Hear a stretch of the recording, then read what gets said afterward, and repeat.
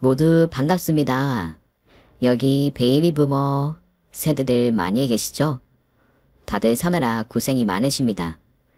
요즘 이 채널의 사연을 들으며 힐링을 하다가 저의 이야기를 써보면 재밌지 않을까 해서 이렇게 사연을 쓰게 되었네요.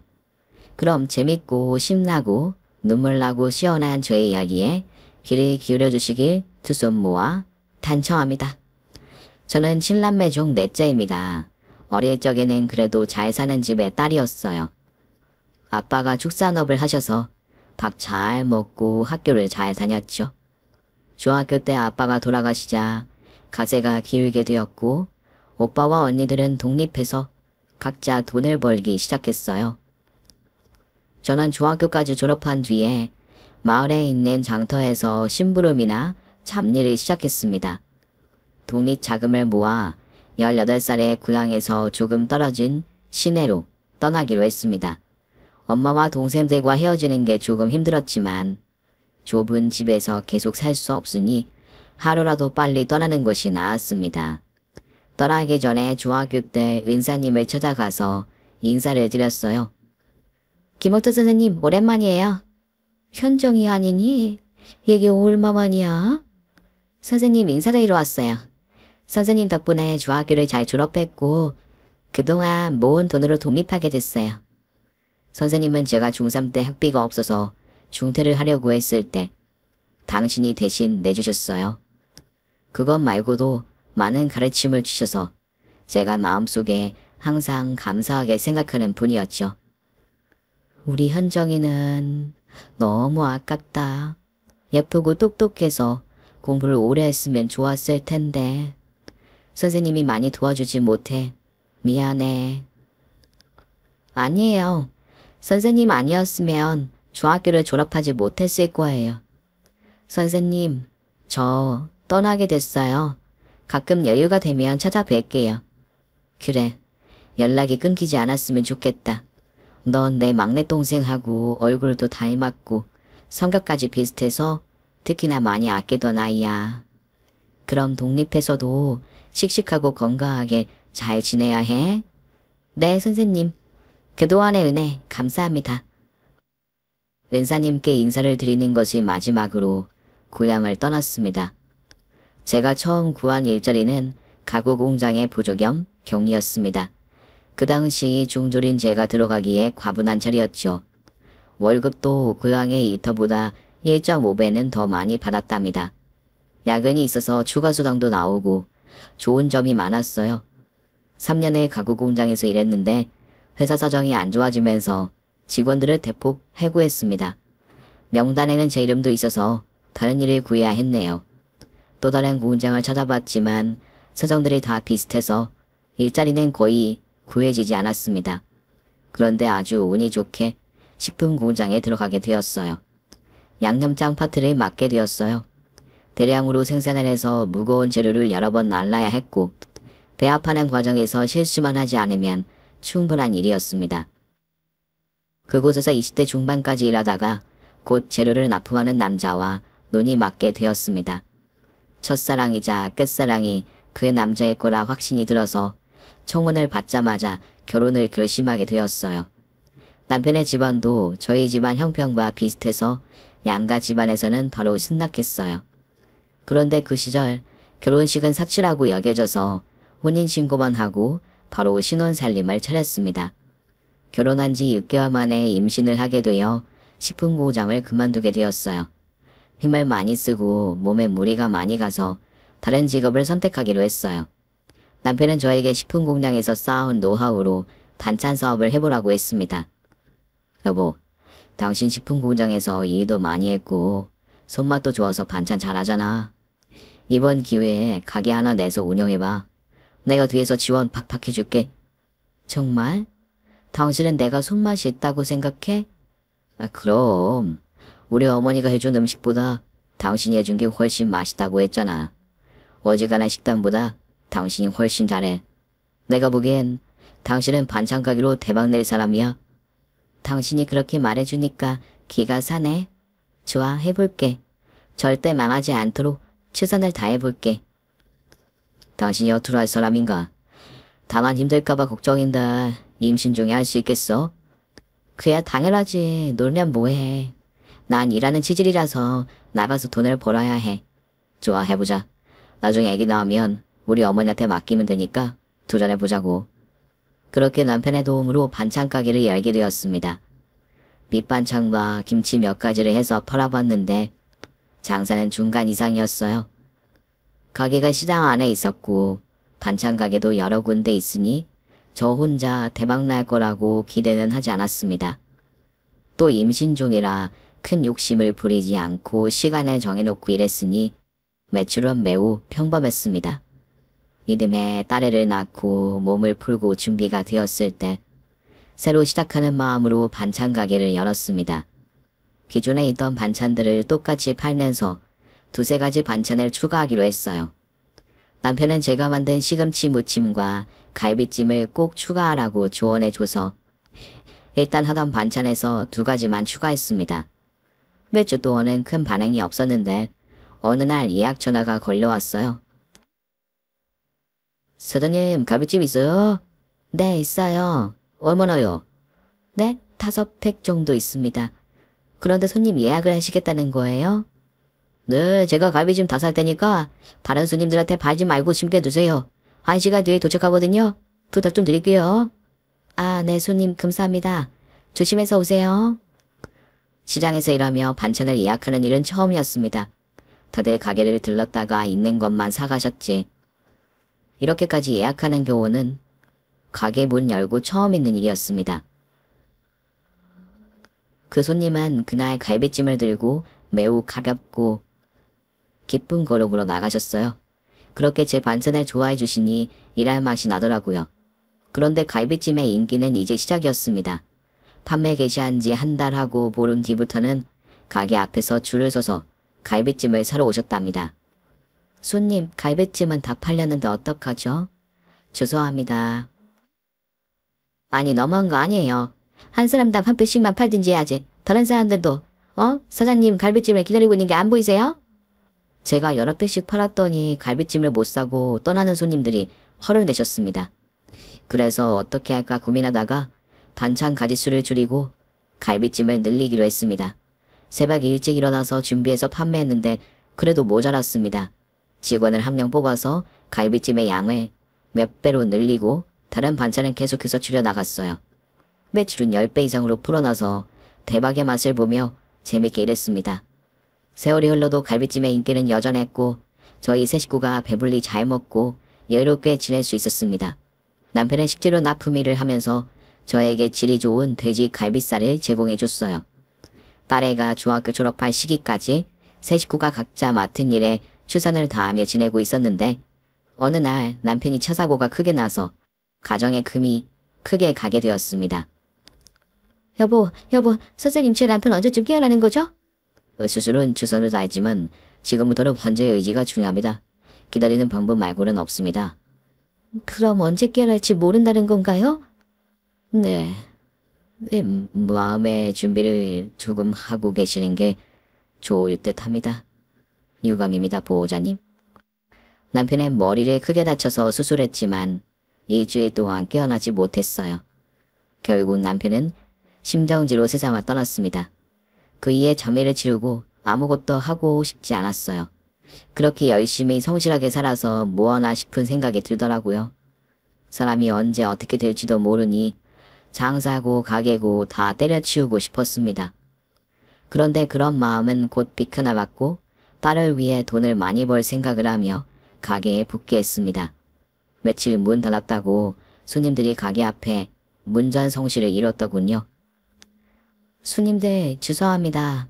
쌈을 치르느라 가게 문을 열지 못했어요. 오늘 오후에 갈비찜 판매 시작할 테니 이따가 오세요. 아이고 사장님 소식 들었어요. 우리들 갈비 사러 온 거 아니에요. 오늘 나올 거라 하셔서 식시 위반으로 부의금 걷어서 위로를 전하러 왔습니다. 네? 아무 말 맞고 받아두세요. 저희들 마음입니다. 삼가 고인의 명복을 빌고 심심한 위로의 말씀을 드립니다. 그럼 천천히 시작하세요. 다들 감사합니다. 사장님 물어주면 안 돼요. 이 시장에서 사장님 반찬 가게는 중심축 같은 역할을 하는 곳이에요. 동모들을 받아들이자 이번에는 상인들이 몰려와서 봉투를 건네주셨습니다. 제가 복받은 사람이구나. 이 일이 잠시라도 그만두려 했던 어리석었던 저를 스스로 비난하고 정신을 차렸습니다. 딸애는 학교에 다니며 방과 후에는 항상 저를 도와주러 가게에 왔습니다. 학원을 다니라고 수십 번 말해봤지만 공부는 학교에서 하는 것으로 충분하다며 오후 5시부터 마감할 때까지 도와주고 같이 집에 갔습니다. 시간은 이전보다 빠르게 흘렀어요. 다른 사람들은 나이 먹는 게 싫다고 하는데 저는 빨리 시간이 지나길 바랐어요. 남편의 가슴에 묻고 기억이 덜 났으면 했거든요. 거의 쉬지 않고 가게에서 일만 하니 시간은 정말 빨리 흘러갔고 어느새 딸이 대학을 졸업해서 취직까지 했답니다. 저의 영향을 받아서 그런지 식품영양학과를 나와서 교원의 영양사로 일하게 되었죠. 딸은 여전히 퇴근하면 제 반찬 가게를 습관처럼 들렀답니다. 유미야, 일찍 들어가서 쉬지 뭐하러 또 왔니?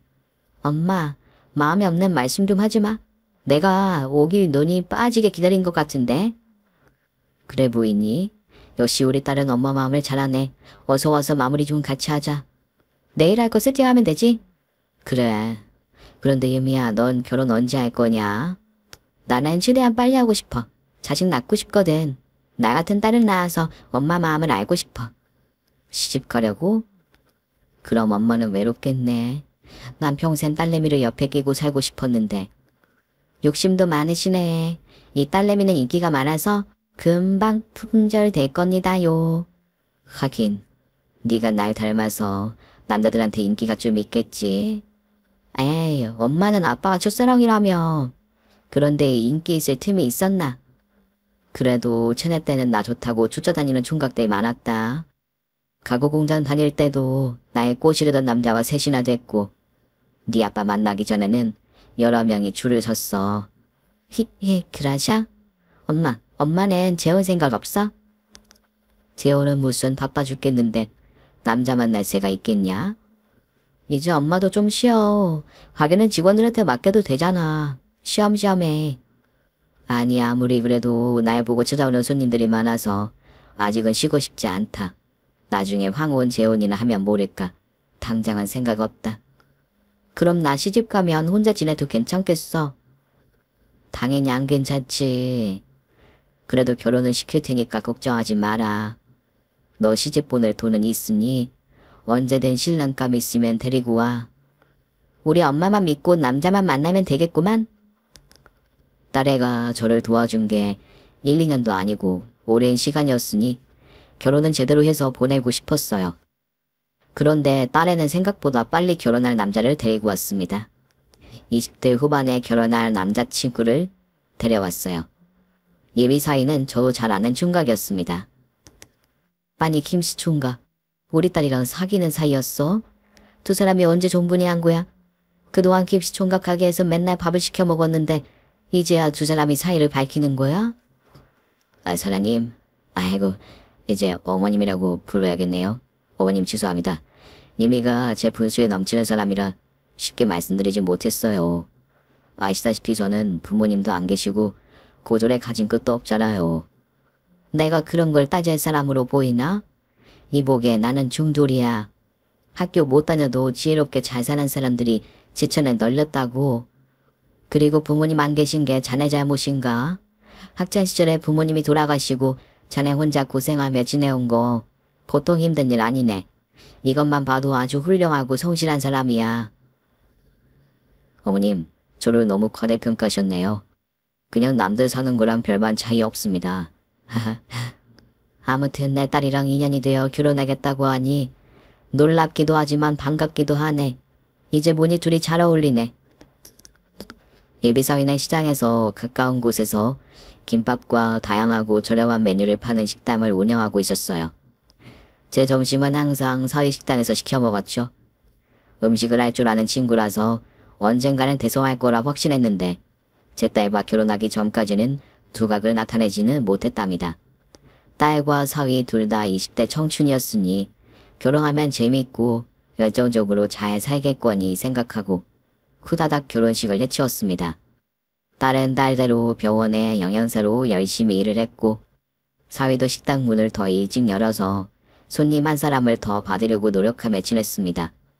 사위는 저와 가까워지자 자주 저에게 조언을 구했어요. 장모님, 제 식당의 문제점이 뭔지 국 집어주실 수 있을까요? 문제? 그런 게 어디 있나. 자네 음식은 다 맛있어. 아이, 그건 아닌 것 같아요. 음식 가격에 맞춰서 재료를 선택하기 때문에 아주 좋은 재료를 쓰지 못한다고요.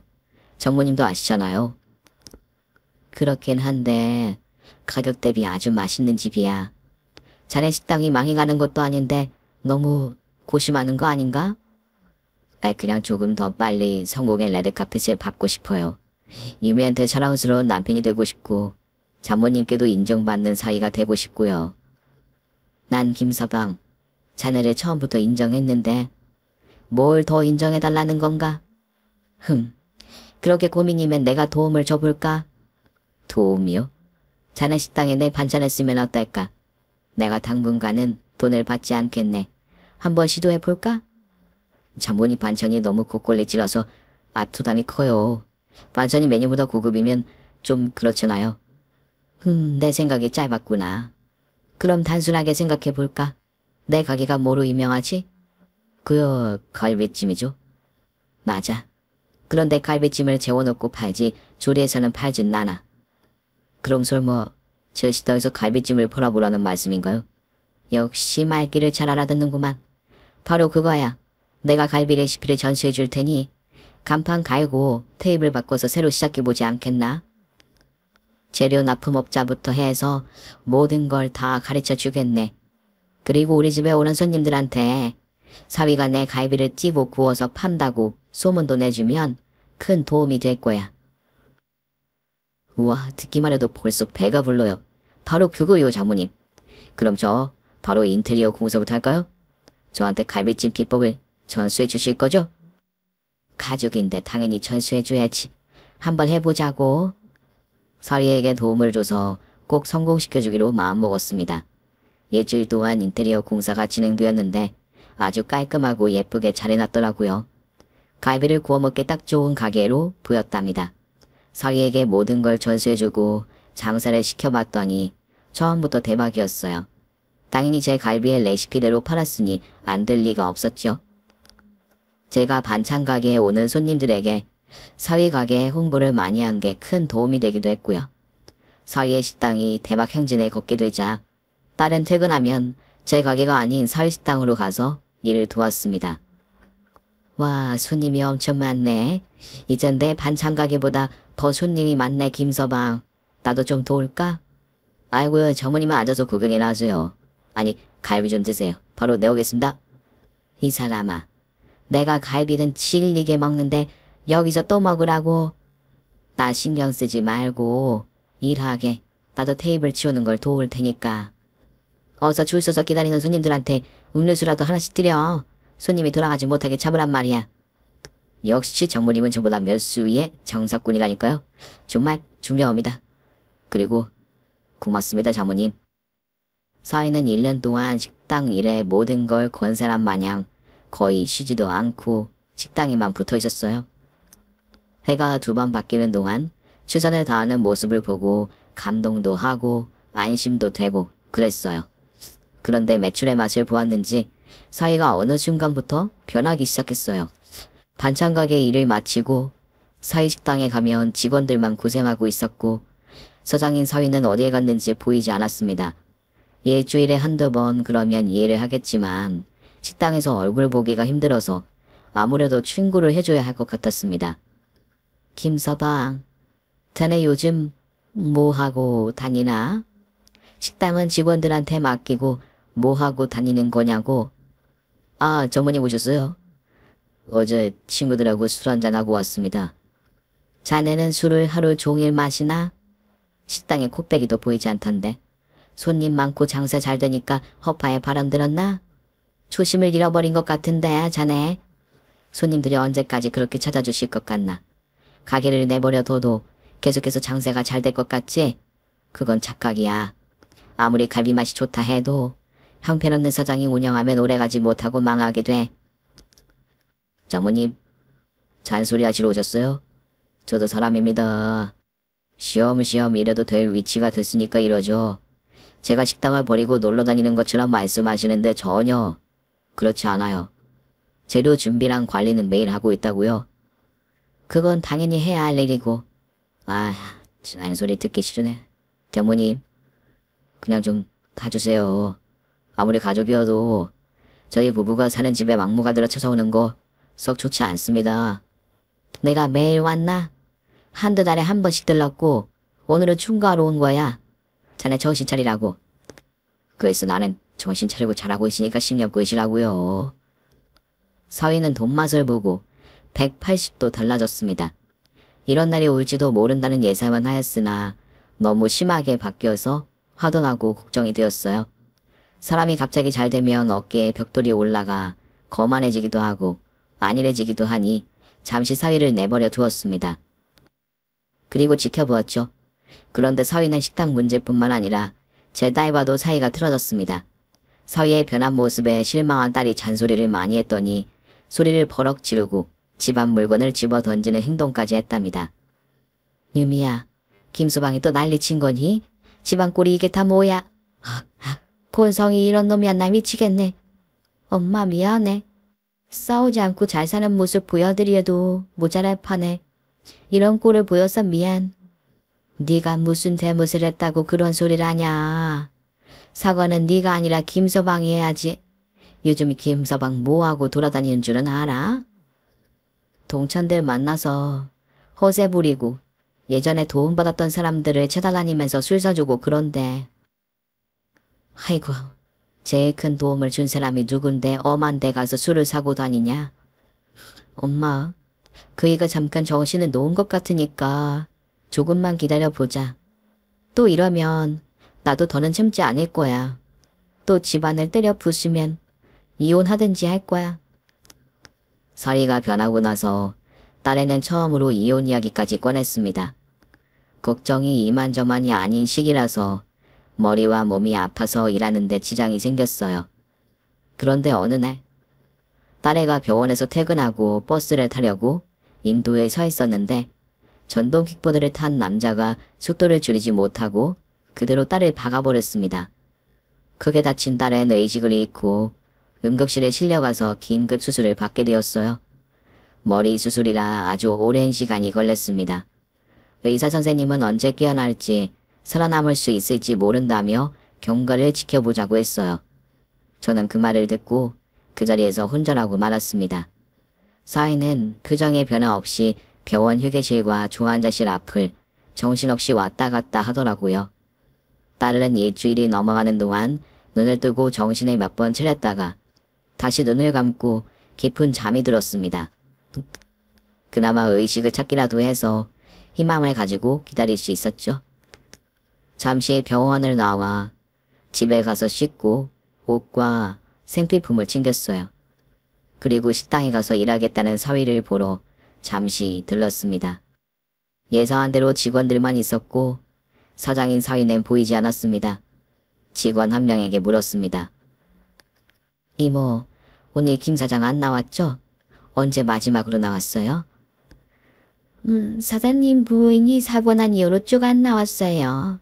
그런데 아니에요. 왜 말을 하다가 말아요. 그런데 뭐요? 이건 말해도 되려나? 이모님 빨리 말해주세요. 나 김사장 장모예요. 아이씨 모르겠다. 실은 사장님 애인하고 재혼한다고 했어요. 저도 직접 들은 말 아닌데 다른 직원이 들었대요. 지금 부인하고 혼인신고를 하지 않아서 재혼식을 해도 상관없다면서 결혼 준비 중이래요. 뭐라고요? 그 자식이 재혼을 한다고요? 기가 막혀서. 알았어요. 들어가서 일하세요. 그 말을 듣고 애들 신혼집으로 찾아갔습니다. 사위는 술에 취해 자고 있더군요. 야, 이 나쁜 놈아, 당장 안 일어나. 뭐야, 주머니, 뭡니까? 잠자고 있는데 쳐들어와서 소리를 왜 질러요? 자네, 재혼한다는 게 무슨 소리야? 내 딸이랑 혼인신고를 안 한 상태여서 그냥 버리고 세장가래 간다고? 난 또 뭐라고? 장모님, 제가 손당병 안고 계속 살 수 없잖아요. 장모님 딸이 병원에서 위중한 상태로 있는데 저도 새 인생을 빨리 찾아야죠. 뭐가 어째? 설에 내 딸을 그렇게 두고 재혼하는 것도 괘씸하고 뒤에서 바람을 피워온 것도 아주 기가 막히네. 아, 그러세요. 그러면 기가 막힌 채로 나가세요. 여기 제 집이니까 나가시라고요. 영 봐서 오늘 내일 하고 있는 장모님 딸이나 지켜보시죠. 아주 대단한 놈이었네. 잠시 어깨에 벽들이 올라간 게 아니라 그냥 개였구나. 또 오줌 못 가리고 주제 파악 못하고 멍멍 짖는 개자식. 내가 가게 대박나게 해줬더니 은혜를 이따위로 갚아. 이 아줌마가 말이면 다인 줄 아나. 아줌마, 당신이랑 나랑 이제 아무 사이도 아니거든? 아줌마가 갈비찜 알려줬다고 해서 내가 잘된 줄 아나 본데 그냥 노력하던 나한테 기회가 왔을 뿐이거든. 아무튼 송장 되기 직전인 당신 딸한테나 가봐. 아, 난 이미랑 싹 정리했으니까 새 출발할 거야. 그런 줄 알고 다시는 내 눈앞에 띄지 마시죠. 넌 내가 부숴버릴 거야. 하얗게 불태워서 잿더미로 만들어 징발시켜버리겠어. 선저수전 다 겪은 내가 그런 말 한마디 해줄 것 같아. 아줌마, 그래 좀 나가. 나 잠 더 잘 테니까 꺼자고. 사이놈은 전혀 다른 사람이 되어 있었고 이미 돌이킬 수 없는 상태가 되었습니다. 저는 그대로 나오게 되었고 다시 병원으로 향했습니다. 며칠 동안 딸을 지켜보는데 의식을 찾았다 이 길을 반복했어요. 그래도 깨어나기라도 했으니 희망을 놓지 않고 기다렸습니다. 그렇게 며칠 지나고 사이놈이 재혼하는 날짜가 다가왔어요. 식당 직원이 장소와 시간을 알려준 터라 저는 미리 준비하고 결혼식장에 찾아갔습니다. 하객맞이를 끝내고 모두 예식장 안에 들어갔을 때 저는 일행 2명과 함께 식장 안으로 들어갔습니다. 사이놈이 신랑 입장을 신나게 하고 바로 계획한 일을 실행했습니다. 일행 2명은 잡고 있던 현수막을 가로로 길게 쫙 펴고 섰습니다. 그리고 저는 시뻘건 확성기를 삐용 소리를 내며 켰습니다. 확성기 테스트 1, 2, 1, 2.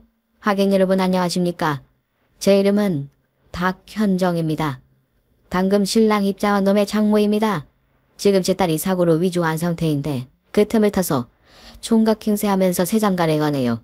자, 여기 현수막을 보세요. 제 딸과 결혼한 사진이 보이시죠? 신부 측 가족들 다들 놀란 얼굴인 걸 보니 속으셨군요.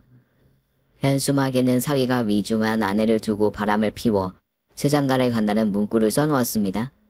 하객들 시선이 모두 제 쪽으로 쏠리자 신랑인 사위가 저희를 향해 달려오더군요.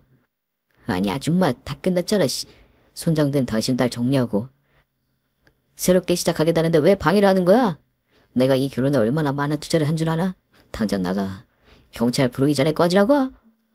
그 순간 누군가 무선 마이크로 사위 등짝을 내리쳤습니다. 주례보러 오신 분이었는데 제가 아는 분이었습니다. 현정이라. 아주 오랜만이구나. 이름 듣고 긴가민가 했더니 내 제자 김현정이 말았어. 나 기억하니? 선생님, 김옥자 선생님 맞으시죠? 저 중학교 3학년 때 학비 내주고 많이 예뻐해 주신 선생님. 그래 맞다. 너도 나를 잊지 않고 있었구나. 너 나에 찾아오겠다더니 왜 그동안 한 번을 오질 않았냐? 죄송해요. 죄송하긴 오늘 찾아왔잖냐? 학교가 아닌 곳에서 만난 느낌이 조금 이상하지만 제자를 이런 데서 만나니까 기분이 새롭구나. 선생님 너무 오랜만에 봬요. 저도 이런 데서 이런 상황에 선생님을 뵙게 되어 매우 난감하고 부끄럽습니다. 그런데 오늘 주례를 맡으셨어요? 그래. 신부 엄마가 내 제자다. 그러고 보니 너랑 아는 사이일 수도 있겠네. 너랑 같은 중학교를 나온 애야. 정말요? 신부 어머님 혹시 저를 아시나요? 확성기에 대고 크게 말했더니 신부 엄마가 가까이 다가와서 저에게 반갑게 인사를 했어요. 아니, 현정이 언니, 이제야 기억나네. 나 언니랑 같은 마을에서 살았던 은숙이야. 뭐 은숙이? 우리 둘째 오빠랑 잠깐 사귀었던 은숙이. 우리 오빠 첫사람 맞지? 그게 언니, 여기 내 남편 있어. 과거 이야기는 비밀로 하자. 다 들었는데 뭐가 비밀이라는 거야? 그러니까 당신 첫사랑의 동생이 이분이라는 거잖아. 당신 기억력 좋은데 첫사랑 여동생도 기억하고 그럼 아직 그 남자를 머릿속으로 생각하고 있던 거야? 여보, 그게 안 됐다 길인데 질투를 하고 그래. 중학교 어린 시절에 순수하게 만났던 거야. 중학교 이후로 본 적 없다고. 그래? 내가 괜히 열을 내면 이상한 사람으로 보이겠지? 그 이야기는 이따 집에 와서 하자. 지금은 우리 사위되는 놈에 대해서 대화를 해야 할 것 같은데. 어머네 정신엄마. 우리 신랑이 진짜 결혼했던 사람이야? 언니 딸이랑 결혼하고 혼인신고를 안 했다고 총각 행세를 한 거야? 신부 엄마이자 학교 후배에게 확실하게 일러주었습니다. 그뿐만이 아니야. 이 자식 식당을 살려준 게 나인데 매출 잘 나오고 손님들이 줄을 서니까 어깨에 벽돌이 올라가더라고. 게다가 내 딸이 전동 킥보드에 치여 사고가 나서 수술하고 미독한 상태가 되니까 바로 버리고 네 딸이랑 결혼하는 거야. 그게 정말이야? 언니, 우린 아무것도 몰랐어. 사귀던 여자가 있었다는 건 들었는데 이미 헤어진 지 1년이 넘었다고 했어. 호적상 깨끗해서 알아차리지 못했나 봐. 미안. 이제라도 알게 됐으니 다행이지. 설마 이걸 다 듣고도 네 딸을 시집 보내는 거 아니겠지? 당연하지. 언니 아니었으면 생양아치한테 내 딸을 줄 뻔했어. 언니가 오늘 내 딸을 살려준 거야. 고마워. 저와 신부 엄마의 대화 도중 주례자인 선생님은 무선 마이크로 사위를 사정없이 패고 있었습니다. 이 못된 놈아. 내 제자 하나도 아니고 둘이나 논악해? 그리고 니놈 아내가 병원에서 위중한 상태인데 세잠가래가? 넌 오늘 우리 손에 대졌어. 제자들 보고만 있을 거야. 빨리 올라와서 도와. 네 선생님. 은수가 올라가서 혼내주자. 언니. 아씨 이게 다 뭐하는 짓이야. 아줌마. 내가 세장가 가겠다는데 왜 방해를 해? 내가 이 결혼하려고 돈을 얼마나 많이 쓴 줄 알아?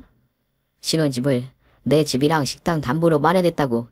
이 돈 많은 집안의 사위가 되려고 얼마나 큰 마음 먹은 줄 알아?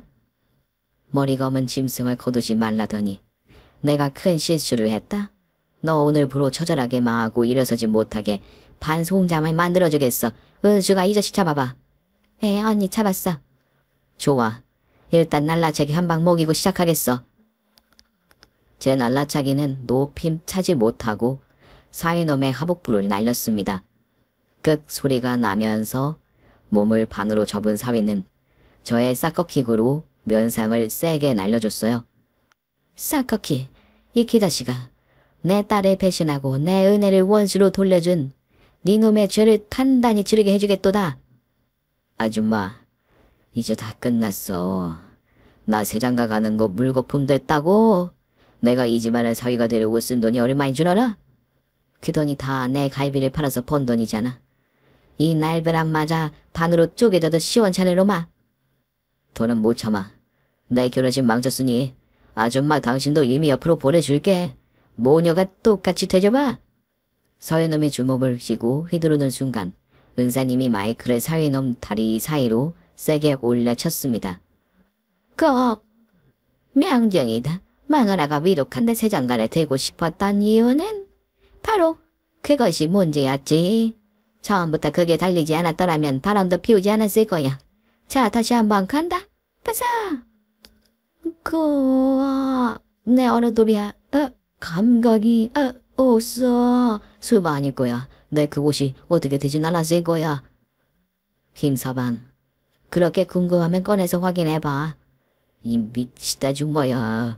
왜 내 인생에 태클을 걸어. 네가 한 짓에 비하면 아무것도 아니지. 아주 더 맞아야 해. 여기 네 편은 하나도 없어.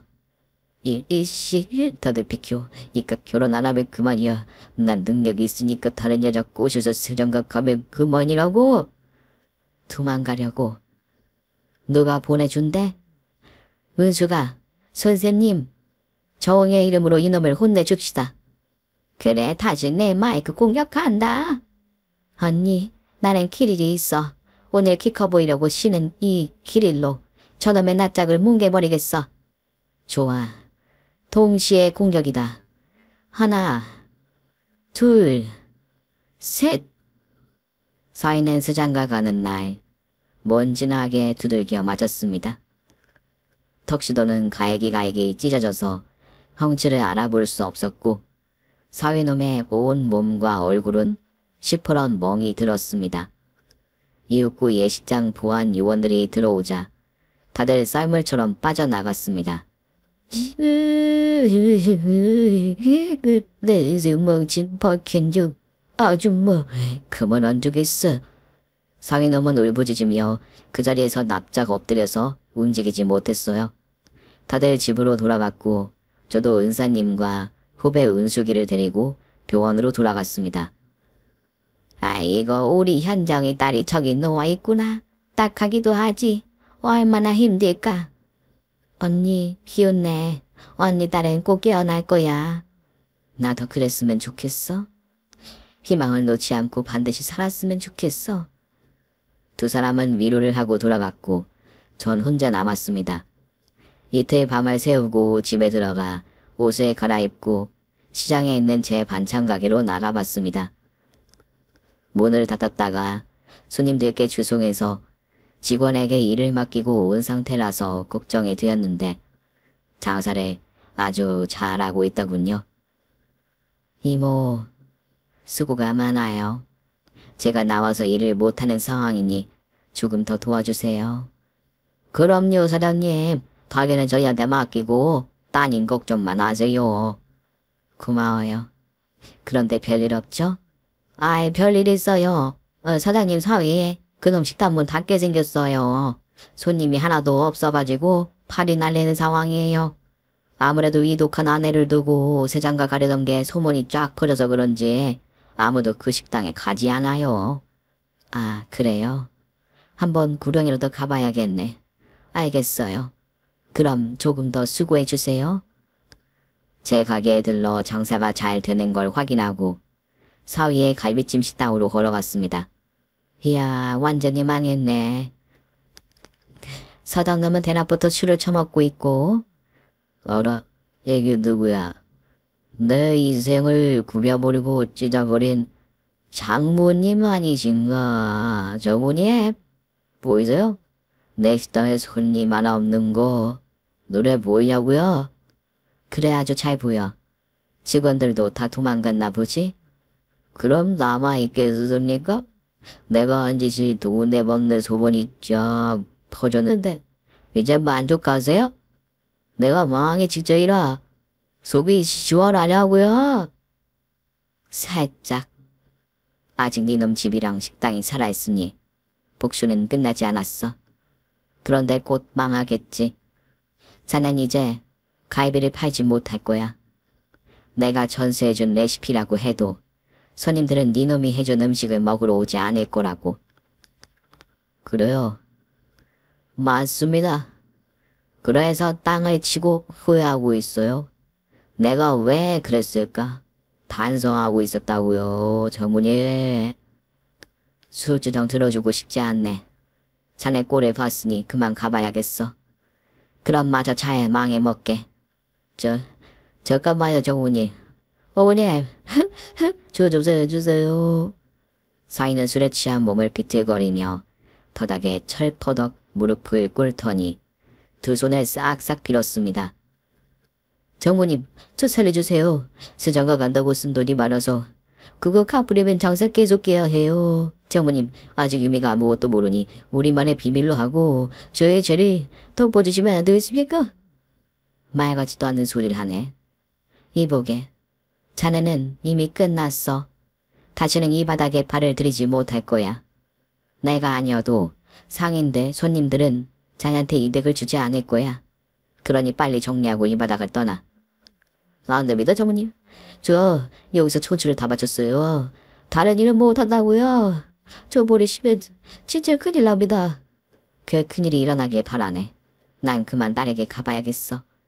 그냥 가지 말라고. 이 개자식이 돌았나.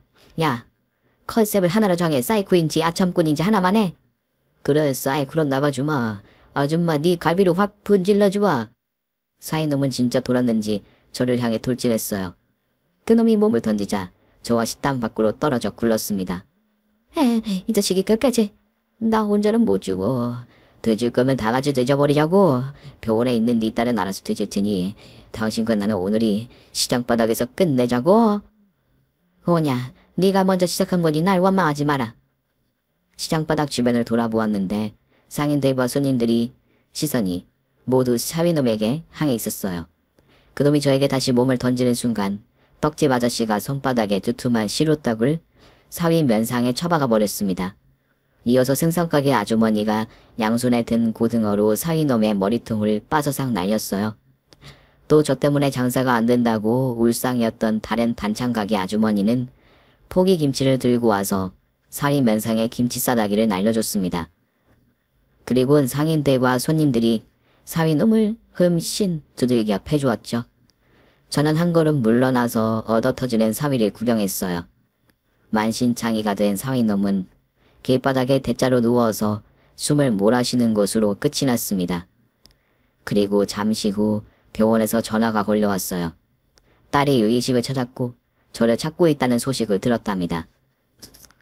저는 택시를 타고 병원으로 가서 딸애를 만나게 되었습니다. 유미야, 엄마 알아보겠어? 엄마, 나 사고 당했었지. 그래, 버스 정류장에서 전동 킥보드를 탄 놈이 너를 쳤어. 아이고 머리야. 많이 아프지? 이 엄마가 해줄 수 있는 게 없어서 미안하다. 엄마 그 애는? 누구? 아, 김서방? 그 애는 세상가 갔어? 너 그걸 어떻게 알았니?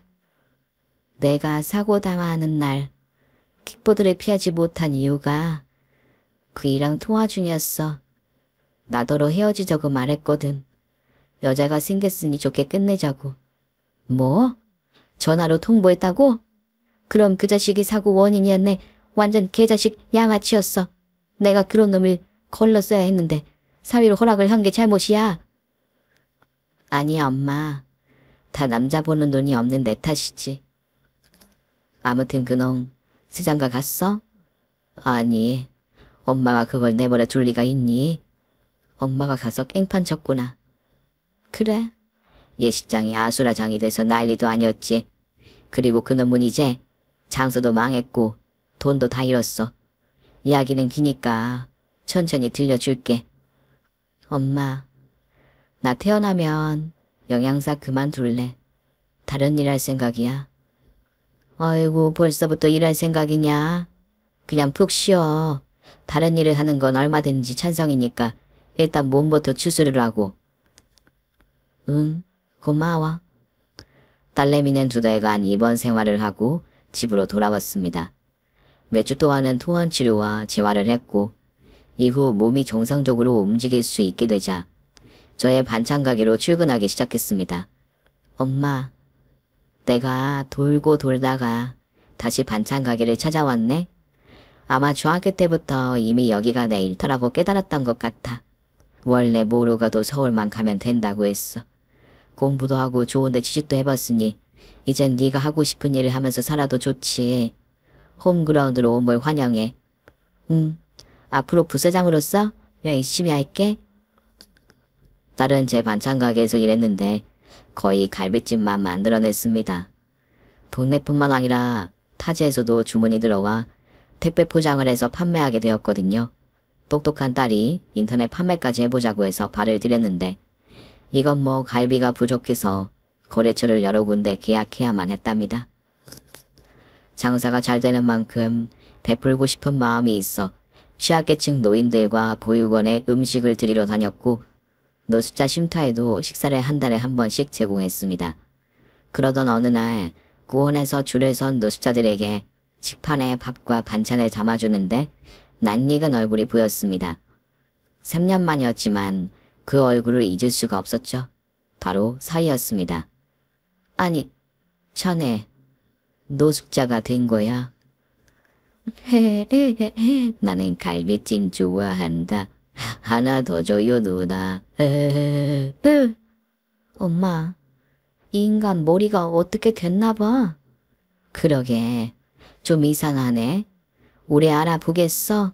기억 안 나? 예쁜 누나들이다. 나 밥 좀 더 주세요 누나들. 야, 뭐 저리 가. 밥 받았으면 뒤로 빠지라고. 한 노숙자가 사위를 밀어내자 길바닥에 자빠지며 식판을 엎었습니다. 아니, 사람을 밀고 그러세요? 죄송합니다. 저놈은 노숙자들 사이에서 블랙리스트예요. 자고 있는 노숙자들의 주요 부위를 발로 차고 도망가고 그러는 미치왕이라고요. 정신 나간 건 맞는데 하도 괴팍해서 노숙자들이 피해 다닌다고요. 아, 그렇구나. 그런데 어쩌다가 바보가 됐대요? 오토바이에 치였어요. 현장에서 다들 잘못했는지 알았는데 수술하고 저렇게 바보가 된 거죠. 오토바이 사고라. 유미야, 네가 저놈 때문에 킥보드 사고 당한 거 기억하지? 이게 다 인과응보, 사피의 규정, 권선징악인가 보다. 벌을 제대로 받은 모양이야. 헐, 그러게. 조금 불쌍해 보이긴 한데 별 감정이 없네. 엄마, 밥이나 계속 푸자. 노숙자들 식사를 다 챙겨놓고 나자 사이놈이 저에게 다가오더군요. 뭐야, 더 필요한 거 있어? 갈비찜 맛있다. 조금 더 주세요. 누가? 아유, 예쁜 누나. 갈비 좋아요. 갈비 다 떨어졌다. 다음에 줄 테니까 가서 아저씨들이랑 놀아. 갈비찜 나도 배우고 싶다. 가르쳐 주세요. 하, 기가 막히네. 바보가 된 놈을 어찌할 수도 없고. 야, 이놈아. 갈비찜은 다음 달에 나 먹어라. 썩 꺼져라. 제가 국자를 들고 소리치자 사인은 뒷걸음질 하다가 또 자빠졌습니다. 노숙자들 사이에서도 왕따당하고 아주 외롭게 지내는 모양이었는데 결코 불쌍하거나 안타까워 보이지 않았습니다. 그저 검은 머리 짐승이 진짜로 짐승이 된 거라고 여기고 마음속에서 지워버렸습니다. 그래서 다시 사위의 얼굴을 보지 않으려고 박차는 다른 동네로 다녔네요. 지금 제 딸애는 재혼을 해서 아들, 딸을 낳고 아주 잘 살고 있어요. 사위는 요식업과 전혀 관련이 없는 평범한 직장인이었습니다.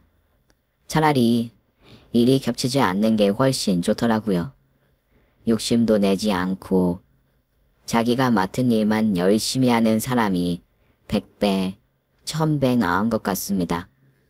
이렇게 저의 사이와 있었던 사건과 사고, 반전과 복수, 충격적이고 속 시원한 결말까지 낱낱이 적어보았습니다. 저의 사연을 들으시고 통쾌하고 기분이 풀리는 분들이 많았으면 좋겠네요.